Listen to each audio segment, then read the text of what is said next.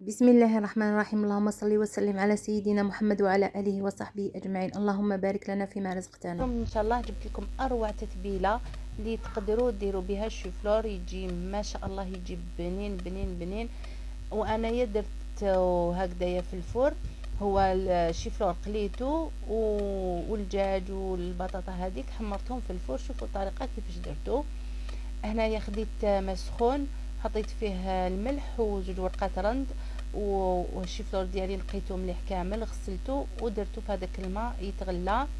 من جهه واحده اخرى خديت كوكوطه ودرت فيها شويه مارغرين وشويه زيت وحبه بصل، قليتها مليح مع الدجاج. ومن بعد جيت هنا درت شويه حميصه، شويه فلفل كحل، شويه ملح، وندير قرفه. حندير صوص بلونش كيما راكم تشوفوا. وهنايا مرقت في الماء سخون، ما نشلوش الدجاج لانه راني ديجا قليته باش يقعد محافظ على البنه ديالو.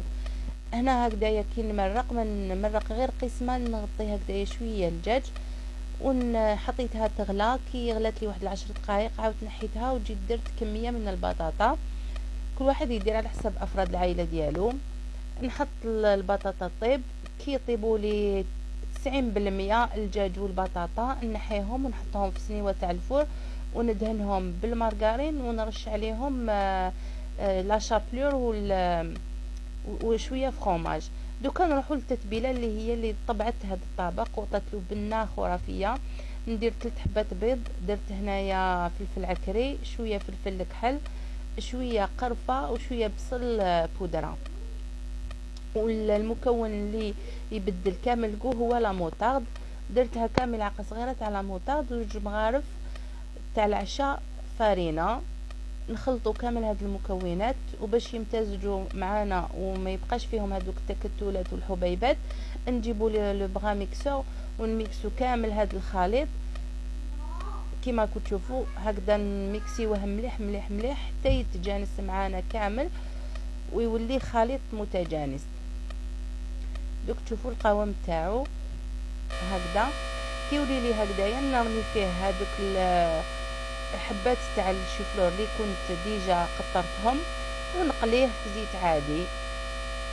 ومن بعد نكون خرجت الدجاج والبطاطا من الفرن. شوفوا كيفاش البطاطا تطيب عندي، ما تتعبز ما والو، تطيب هايله وبنينه بهذيك الزبده اللي زدناها لها من الفوق ولا شابلور والفرomage اللي كيكون عندك يدوب تخرج ما شاء الله. وشوفوا الدجاج هنايا كيفاش طاب ما شاء الله، جا هايل. وحبات شيفلور مقليين ما زدت لهم والو وزينتها برشا معدنوس. وهنا كما كنتوا تشوفوا هاي لك النتيجه النهائيه تاع الطبق ديالي، جا ما شاء الله.